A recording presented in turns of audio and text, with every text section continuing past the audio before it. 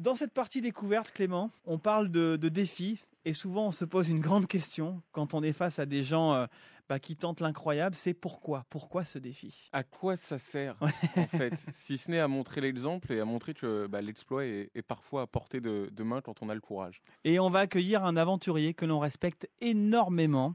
Il s'appelle Joe Cals. Bonsoir Joe. Bonsoir. Alors, Bonsoir. on va parler de vous pour vous présenter, de dire que vous avez été victime d'un accident de moto il y a 30 ans maintenant. Oui, c'est ça. Vous avez perdu l'usage de vos jambes. Oui, suite à une section de la moelle épinière en D12, la 12e dorsale. Et alors, grand respect, parce que vous avez décidé de réaliser un défi incroyable. Vous êtes parti il y a combien de temps de cela? Je suis parti le 10 août au matin à 11h de la mairie du Havre à 49 ans. Et à 19h30, je passais le cap des 50 ans. Donc j'ai passé mes dernières heures de la décennie de la quarantaine debout. Vous avez décidé de relier Le Havre à Menton. Voilà, vous êtes parti avec vos béquilles. Vous pratiquez donc la marche pendulaire pour vous permettre d'évoluer. Et vous voulez relier Menton. Pourquoi ce défi alors? En fait, je suis arrivé à 50 ans, donc 30 ans de paraplégie. Et en fait, l'exploit sportif en lui-même, c'est vrai qu'il est important pour moi et pour les gens que je rencontre parce que ça procure des émotions. Mais en fait, au-delà de l'exploit sportif, c'est plus pouvoir avoir le droit à la parole en fait, en tant que personne concernée par la paraplégie, dans une autre mesure la tétraplégie, parce que bon, il y a des similitudes. Et donc en fait, je voudrais pouvoir parler de ce que beaucoup de gens sont concernés, parce qu'il y a 1500 nouveaux cas tous les ans en France suite à des accidents. Et il y a des gamins, ils ont recensé des gamins, 43 gamins en France de 10 à 12 ans qui ont reproduit des combats de catch qu'ils ont vus à la télévision. Et ils ont mis un des deux qui s'est retrouvé chaque fois avec une fracture de la colonne vertébrale, quoi. Et donc ces gamins à 10 ans, on les met en fauteuil roulant, quoi. Enfin, on les laisse vivre et on va leur parler d'accessibilité, on va leur parler d'insertion sociale comme moi il y a 30 ans plus tôt, parce que le discours n'a pas changé. Et en fait, c'est de l'utopie. On peut pas rendre un monde accessible à des fauteuils roulants. Parce que mon monde, il s'arrête pas au béton et il commence pas au béton. J'ai envie de grimper aux arbres, j'ai envie de monter la montagne, j'ai envie d'aller nager dans la mer comme n'importe qui, quoi. Enfin, comme je faisais avant. Comme quand j'étais valide, quoi. Et voilà, moi, c'est ça ma motivation.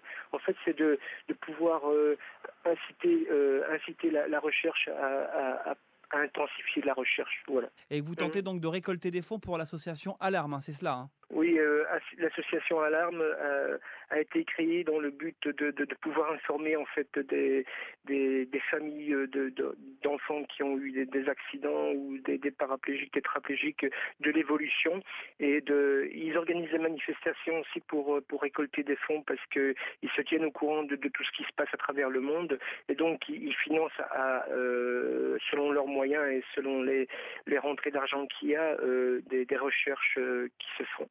Clément ? Au niveau de la moelle épinière. Que ce soit un rameur ou que ce soit un alpiniste, par exemple, dans ces défis-là, il y a forcément toujours une part de plaisir physique. Est-ce que vous la ressentez dans cet effort incroyable ? Là, je vais arriver à 871 km dans 1 kilomètre. En fait, tant que j'étais assis en fauteuil, que je menais ma vie dans mon fauteuil roulant, je vivais pas la paraplégie, ou pas de la même façon que certains paraplégiques peuvent la vivre. Et en fait, depuis que je suis debout, j'ai jamais été autant paraplégique. Pourquoi ça ? Il faut être paraplégique ou il faut être dans le milieu médical pour pouvoir comprendre ce que je veux dire, quoi. Et j'ai une souffrance qui est terrible, quoi, parce que moi, on me parle d'effort physique. Je veux dire, moi, je suis né sans télévision. J'ai passé mon enfance à vivre mon corps, j'ai passé mon adolescence à vivre mon corps, et puis il y a cet accident qui est arrivé, et en fait pour moi vivre mon corps est une nécessité, et le mouvement est une nécessité. Et là, au travers de ce voyage, le plus difficile pour moi a été de travailler le mental, et en fait de reprendre conscience de quelque chose que je ne possède plus, mes jambes, puisque je veux dire tout ce qui est en dessous de la ceinture, je ne ressens plus, en fait, j'ai plus de sensibilité, j'ai pas de fessiers, les obliques à droite ils sont faibles, et en fait il a fallu que je reprenne conscience de mes jambes, que je vive mes jambes au lieu de vivre mon buste, et ça c'est quelque chose de terrible puisque je ne le possède plus. Également avec nous, Olivier Amalberti qui est votre coach. Salut coach. bonsoir à tous. Il est fascinant, Joe. Hein. À quoi ressemble son effort au quotidien? Donc, il est sur les béquilles. On parlait de marche pendulaire, c'est ça, Olivier? Ouais, tout à fait. La marche pendulaire, en fait, il a ses jambes qui sont toujours présentes. Il faut bien comprendre qu'il n'est pas amputé et qu'il a des orthèses. Donc, les orthèses, c'est quelque chose qui permet de maintenir ses jambes droites pour que quand il soit en position debout, il n'ait pas de flexion au niveau des genoux.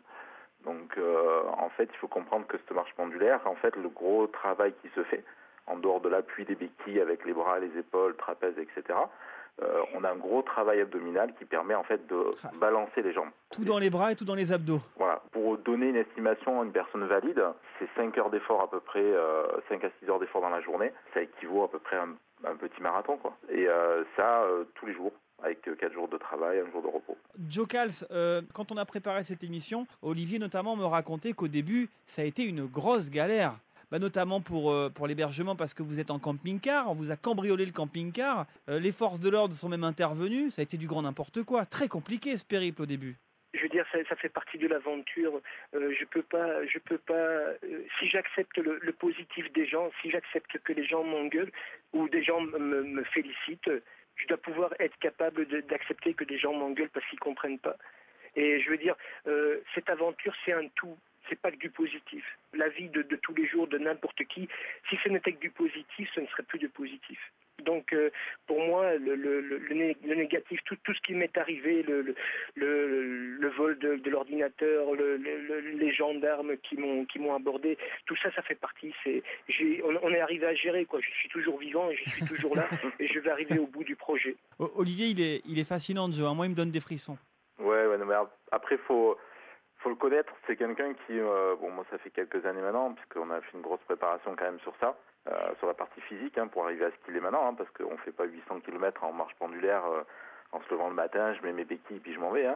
Il faut comprendre que Joe, en dehors de la partie préparation physique, normale, etc., il y a la grosse partie mentale qui est quelqu'un de battant, qui ne lâche rien, qui c'est limite, il faut l'obliger à se reposer, sinon il ne s'arrête pas. Et c'est un vrai sportif de haut niveau. Joe, vous êtes un vrai sportif de haut niveau. C'est ça cet état d'esprit. Ouais, c'est ça. Non, je me considère, je suis qu'un petit humain, j'ai envie de passer dans cette vie en ayant laissé quelque chose, en fait. Voilà, mon objectif, c'est ça.